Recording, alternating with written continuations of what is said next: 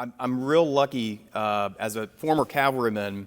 There are a couple sounds that bring a lot of hope, relief, and reassurance to people on the ground. The first one is probably that A-10 Warthog and that gun coming. But the second one is probably the sound of a MEDEVAC helicopter, a dust-off.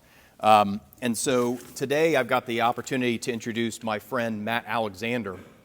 Matt was born in Atlanta, but came to Greenville here in 2005 to attend Furman University. He was a 4-year scholarship winner for Army ROTC and graduated and was commissioned as a second lieutenant in 2009. The first years of his time were filled with things like Officer Basic Course, OBC, initial Entry Rotary Wing training at wonderful location of Fort Rucker, Alabama, and a deployment to Iraq in 2011. It was there in Iraq that he flew the HH-60M Blackhawk helicopter with Charlie Company, 1st of the 111th Aviation Regiment. While Matt was there, he provided aerial medical evacuation support across southeastern Iraq as part of Operation New Dawn.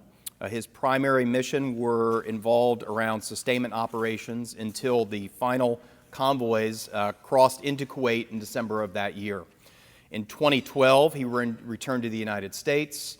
He began part-time service with the Georgia National Guard at Dobbins Air Force Base, the Clay National Center, and he enrolled in Clemson University to earn his master's in real estate development in 2014. He knew he wanted to make Greenville his home once again. It was an important experience for him as an undergraduate, and then now as an adult and a veteran, he wanted to make his mark. Since then, he's been involved in a couple different things related to the real estate industry, including mortgage banking, hotel acquisitions. We are fortunate that he now works for a local Greenville developer, the Parker Group, where they focus on adaptive reuse. If you think about Unity Park, the Commons is a Parker Group project.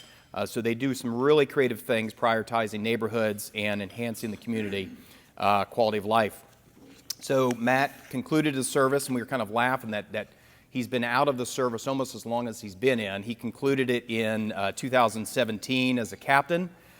In November of 2017, he earned the Meritorious Service Medal, the Air Medal, the AAM, the Army Achievement Medal, the Iraq Campaign Ribbon, Aviator Badge, and of course the Parachutist Badge, Airborne. Deeply involved in Greenville, he's been involved in the downtown airport since 2017. He's an advisor for Homes of Hope. He is a member and a deacon at Downtown Presbyterian Church. I think most importantly, he's married to his wife, Virginia, and they've got 3 young and school-aged children. But continue on with his service. He also happens to be a candidate for the 2025 election, the citywide at-large seat for Greenville City Council. Would you please help me recognize and welcome my friend, a fellow veteran, and MEDEVAC pilot, Matt Alexander. It was crazy just a few minutes ago to have that realization that December of this year will mark the point of which I will have been out of the military for longer than I was actually in it. So I turned 40 next February, but that thought makes me feel really old. I'm going to mix things up a little bit before I dive into my speech. I'm just kind of walk through some photos that I have that I brought here with me today. It was fun kind of walking down memory lane, compiling these. And I think as I go through them, it'll help give some context to some of the things we're going to talk about in my speech. And also, who doesn't enjoy looking at cool military photos? So, and before, I'd be remiss if I don't mention, if you did serve, if you're in the room and you did serve, thank you so much for your service. If you did not, thank you for being here and supporting all the important efforts of the organizations that are represented here in this room. So thank you for joining. So just to walk through, this is more of what my life looks like right now. The picture on the left there was at a friend's wedding several years ago, but the 3 rambunctious kids on the right keep us very busy, and it's so fun to just raise them. It's such a gift. Last year, I was the mystery reader for my then 5-year-old's K4 class, K5 class, kindergarten class, and I came as the mystery reader. I put back on my Army uniform, and it was kind of a strange experience to do that again. These are my parents. This was near my graduation at Fort Rucker, so I'm very thankful for them. This is my good friend Will Walker. He was a classmate of mine at Furman. We did ROTC together. Today, still one of my best friends today. I told him I was speaking to you this afternoon, and he wanted me to remind everyone that today is Constitution Day. So this is a little bit out of context. I was an Asian studies major at Furman. I spent over a semester traveling around China and studied Mandarin for 2 years. And even though I have not used my major very much in my civilian profession, that worldview that I was able to bring into the military, and even today with all the talk of China and the news and the future, I'm very thankful for that and the opportunities that Furman gave me during that time. This is kind of a quintessential dust landing in Iraq. It's actually a training event we did with some special operations forces over there to call in what we call 9-line MEDEVAC requests so that when they actually needed us in real world, that we would all be prepared and that people on the ground would know how to operate around a helicopter with rotors turning in a very dusty environment. This is also the most high-risk part of any MEDEVAC operation in a desert environment because the most critical part of the landing and takeoff, the pilots are totally blind. A little bit of fun while in country. MEDEVAC's a little bit like firefighters. There's a little bit of downtime while you're waiting for a call. So you'll see some horseshoes and a few golf balls kicking around there as well. I don't think we ever recovered any of those golf balls, so they're still there somewhere that maybe someone's enjoying. This is more training we did with ground troops. They would always come to our facility and thank us so much for what we did. And I looked at them kind of aghast, like, are you kidding me? I get my food brought to me every night, and you guys are out there in harm's way.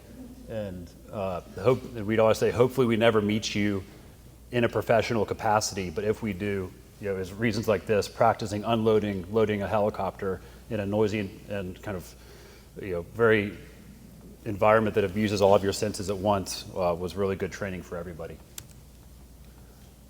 This is responding to a call. I mentioned a 9-line MEDEVAC request earlier. If you don't know what that is, it is just 9 lines that are put out over a radio or in today's world, a Merc chat or whatever they use now, 8 years later. Where just all the critical information of that, where it is, the type of injury, how many people, so that when crews arrive, they know what to expect. If it's a car wreck, we had extrication equipment similar to the firefighters would have on their trucks to cut people out of vehicles. So you'll see two helicopters taking off there. We'd always fly dual ship, always have an escort in a combat zone. Another photo of me flying. I'll talk about this a little bit in my speech, but when MEDEVAC companies deploy, they divide up into 4 different radiuses, geography. So the company splits into 4 unique platoons. So this was Cobb Gary Owen, right near the Iran border. And while flying there, you'd sometimes hear Iranian people calling you on the radio, trying to get you to change your azimuth into their airspace. So it was always interesting flying over to that base. This is where I spent most of my time. This was Cobb Adder or Nasiriyah. It had several different names, Talil. And it's kind of the headquarters of our company. We had a total of 12 helicopters in country. This is where we did all the maintenance and everything that went along with running MEDEVAC operations. A fun fact of this was there was called a ziggurat right outside our base, and it dated back to biblical times. Something that Abraham built. So it's just so amazing to see all those artifacts that are still there in country.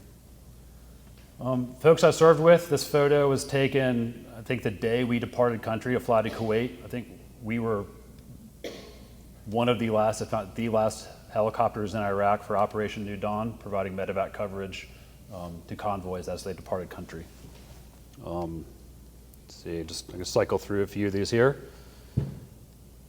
And this is right before my wife and I got married. She had not seen me fly a helicopter before, so I had to prove to her that it was real and that I was not lying to her. This was in flight school. The mission we would do is every year is pick up Rangers who are in Ranger school and pick them up out of one of their exercises with dozens of pizzas. And so they'd chow down some pizza on the way back. So it's always a fun memory to think of their faces as they climbed on. Just this last picture, I want to close it with, this is why we do it. This is for the mission of Dust Off MEDEVAC. It's for those fighting soldiers on the ground. But I'm going to get into my speech real quick, and so we can get everyone out of here on a timely basis. But I'm going to preface everything I'm going to say today that when I decided to join Furman Army ROTC and pursue a career in the military, my whole family told me that I was the last person that they would ever expect to join the military. And that, combined with the fact that I have the distinct honor to follow a decorated World War II veteran, Captain Joe James, who spoke here last month, I hope you don't have too high of expectations for today. But in all seriousness, for everything I say today, I want to keep it in perspective. Last month when Captain James spoke, he said that 52 members of his graduating class did not make it back home. He said that he was not representing himself as he spoke, but instead was representing the lives of those that were killed. He is indeed a part of the greatest generation, and I'm so thankful for his service to our nation and for the privilege of hearing him speak last month. For today's talk, I'm going to mention a few different things. First, I'll give you some insights into my time as in Furman's ROTC program and a little background into how I came to fly helicopters. Second, I'm going to talk about MEDEVAC in the Army, how MEDEVAC missions are performed and why I think it is the best mission in the armed forces. That's kind of an ironic statement, though, because no MEDEVAC vehicles or aircraft are armed. They have no crew-served weapons or any other munitions. Lastly, I'm going to talk about leadership, what it means to me, how I try to carry forward in my civilian life everything that I learned from the brave men and women who I had the privilege of serving with. That said, my decision to pursue military service started not unlike a lot of young people. Graduating high school in Atlanta, I just didn't really know what I wanted to do when I grew up. In 2005, when I graduated high school, there was still a lot of post-9/11 spirit of service in the air. And I really credit my oldest brother, John, for encouraging me to take the leap. Outside of marrying my wife, Virginia, I consider it among the best decisions I've made in my life, and I'm still so thankful for each one of the many people that mentored and encouraged me along the way. Within my family, I was born into Within the family I was born into, pretty much nobody, even in my extended family, has a record of military service. The closest thing is one of my uncles who served in Army intelligence. He had a fascinating career and was deeply involved in many intelligence operations during the Nixon administration and the Cold War. During family holiday gatherings, I would be fascinated by him telling stories about wiring the White House with recording devices that would later turn into the Watergate tapes. Being a professional lock picker, and on more than one occasion being hijacked to Cuba by the Russians. Needless to say, I was sold. I was ready to sign up. And when I joined ROTC, I wanted to be a military intelligence officer.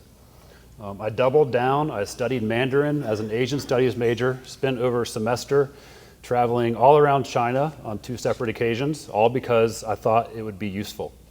It wasn't until I went through branch familiarization training and learned that today's military intelligence is quite different and a lot more boring. But yes, I can still speak a little bit of Mandarin, and in the end, I'm thankful for the Asian studies degree I have and in the months I have spent traveling all over that country. It has helped me form my understanding of Chinese culture in today's world in so many important ways, given China's current and potential future adversarial relationship with the United States. Throughout my time at Furman, just like others on an Army scholarship, I assumed that I already had a full-time job in the military when I graduated. I attended airborne school between my sophomore and junior years, had a taste of the real Army, and as I approached senior year, I was excited about what my future and what it would hold. However, midway through my senior year, I learned that the needs of the Army, words that nobody ever wants to hear, was for me to join the reserve component. I'd be joining either the Army Reserves or National Guard, so goodbye to a guaranteed full-time job. This was also in 2009, for any of you that remember, in the start of the Great Recession, and the job market was not too promising. I was stunned and didn't know what to do. One silver lining I soon learned, though, was that if I could find a unit that would accept me, I could choose pretty much any branch within the Army: artillery, armor, infantry, or aviation, you name it. This got me really excited because my ultimate dream was to be an aviator, ever since my grandmother bought me my first flying lesson when I was 12 years old. Through a series of crazy events, I was introduced to someone within the 1st of the 171st Aviation Battalion of the Georgia National Guard. He took me under his wing, and on Furman graduation day, I commissioned into the Medical Service Corps as a second lieutenant with a slot to be a MEDEVAC pilot. Soon after graduation, I learned that my unit was expected to deploy in 2011. But before joining them, I first had to learn how to fly. At that time, there was a multiple-year backlog to get a seat in flight school. I think it was 4 or 5 years, pretty wild. But thankfully, after attending officer basic course at Fort Sam Houston, Texas, I was able to obtain a shortfall slot, and within 2 days of advance notice, I reported to Fort Rucker, Alabama for initial Entry Rotary Wing training. Army Flight School is really just a series of multiple schools to include lots of classroom time, Dunker, which is underwater egress training if you happen to crash in the water, and SEER School, which is survival, evasion, resistance, and escape. They lump all these things on the front end so that you can drop out and then they can give someone else a shortfall slot like they did me. It isn't until 6 months or so after reporting for duty that one gets exposed to an actual aircraft. I was in flight school for approximately 14 months and did not even attend my own graduation ceremony. The day following my final check ride, I out-processed in the administrative building. A lady opened a filing cabinet, handed me a set of wings, and mumbled congratulations to me. And 2 weeks later, I was on a plane to Iraq, where my unit was waiting for me. My first time piloting a helicopter after flight school would be in a combat zone. I mentioned earlier that the aerial medical evacuation mission within the Army is under the Medical Service Corps branch and not the aviation branch. This is one idiosyncrasy that makes me love MEDEVAC even more. It is its own little world within both the aviation and medical branches of the Army. Company commanders are typically majors and not captains. And because not only do the leaders have to be subject matter experts on the aviation mission, but also the medical evacuation doctrine, and how both of those interact within the area of responsibility and theater of operations. Today, a typical MEDEVAC company has 15 Blackhawk helicopters, and all the pilots, medics, crew chiefs, maintainers, avionics technicians, refuelers, and other specialties that are required to accomplish that mission. As I said earlier, each one of those forward support MEDEVAC teams has their own group of each one of those subspecialties that deploy out into country in very remote and obscure locations. When deployed, I just mentioned this, we deploy into those different areas of responsibility in order to maintain the golden hour, which is kind of the gospel in MEDEVAC.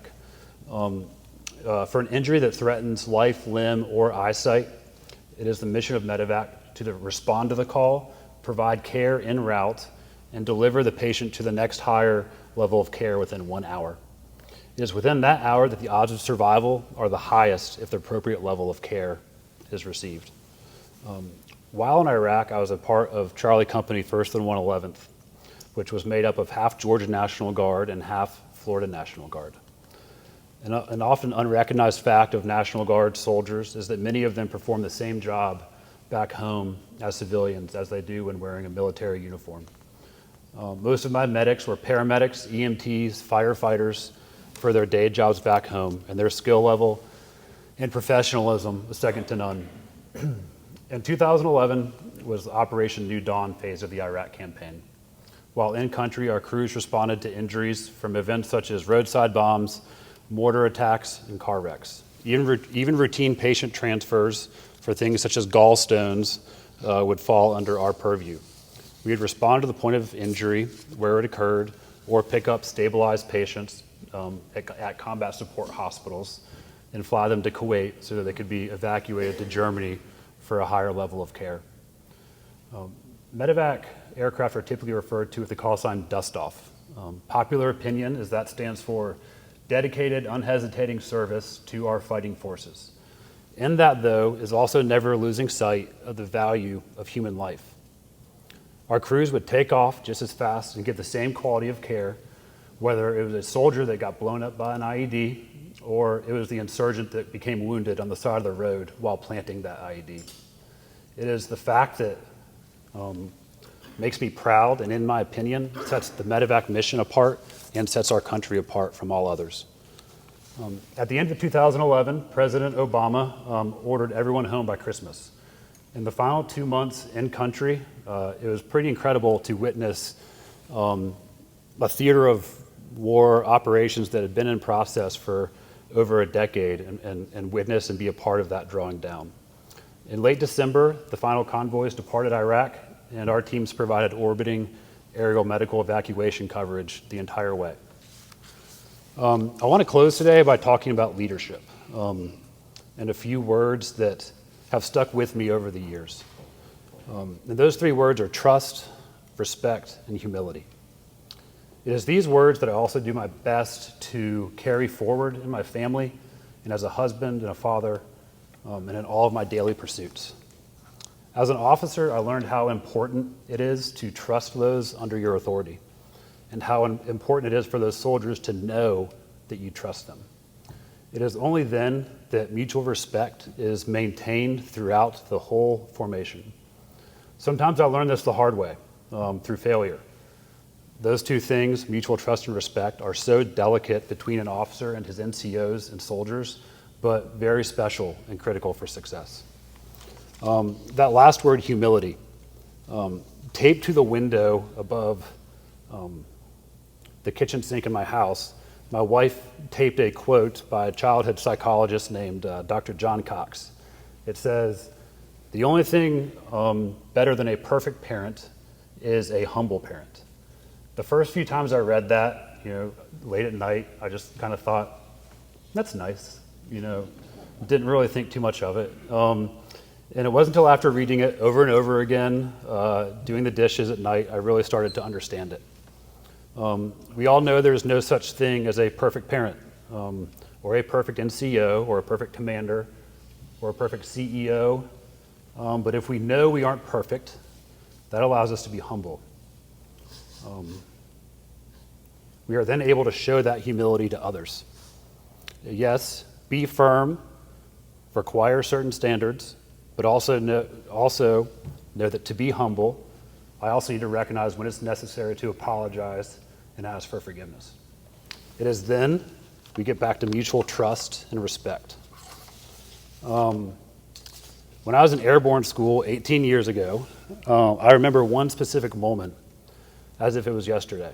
It was one of those ubiquitous hurry up and wait times in airborne school, if any of you were ever there, down at Fort Benning, standing there in the South Georgia heat for what seemed like hours.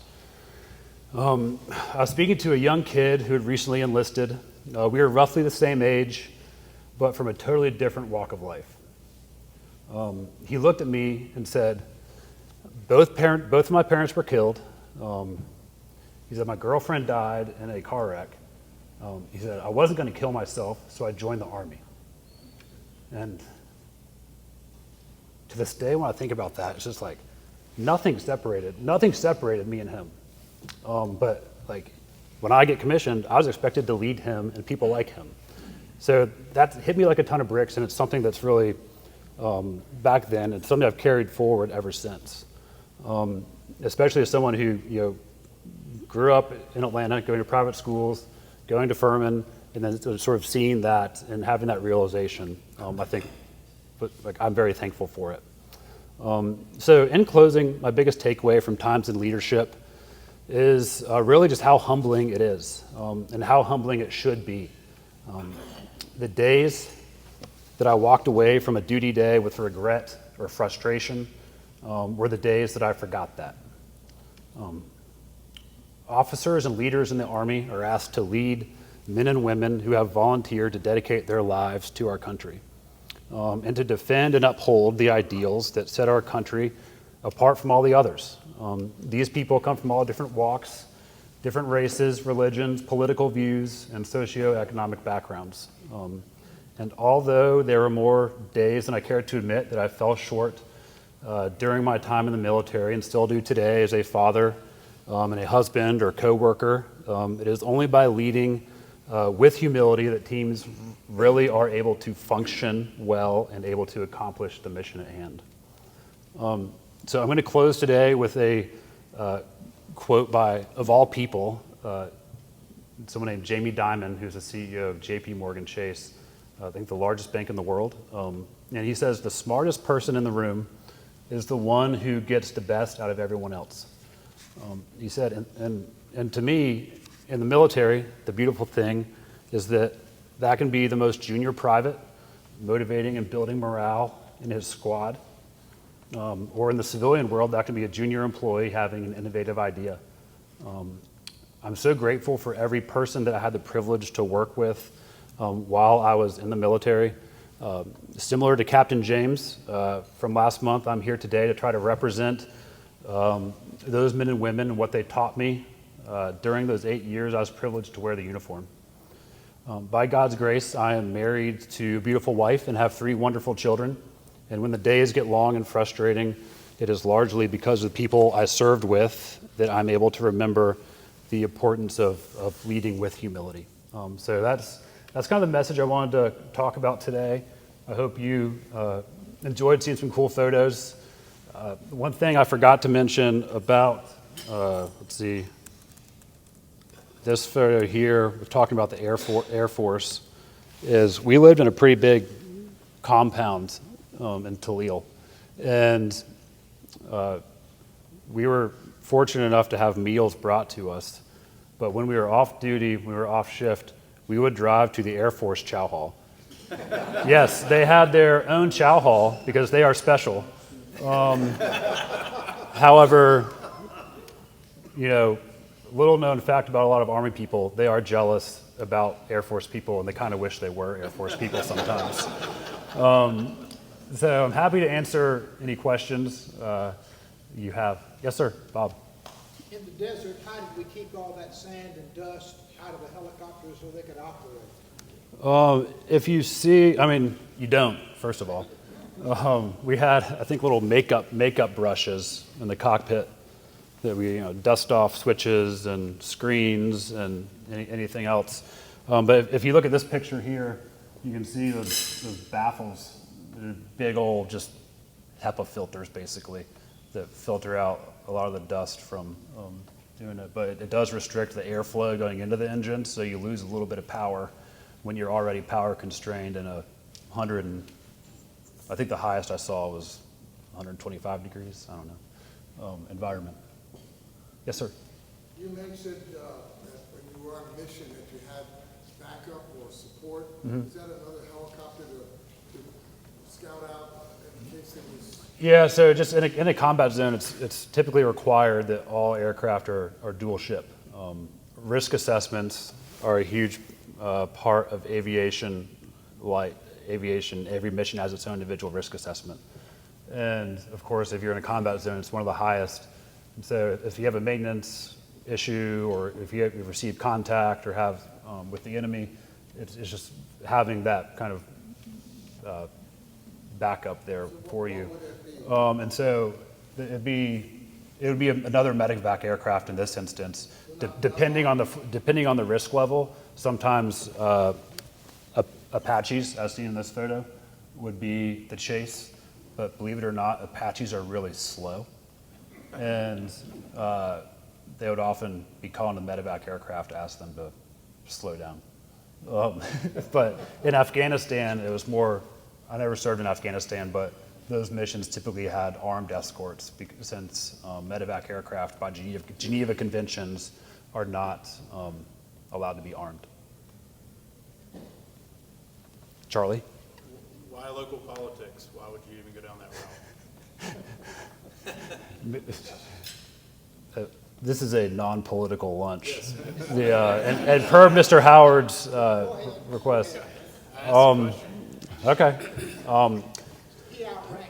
Yeah, I mean, the short answer of that is there's going to be a very large turnover in the leadership in the city of Greenville in the coming 2 years, and just where Greenville is on its growth trajectory. I was hoping to contribute in a positive way based on my background, skill set, and involvement in the city. Thank you.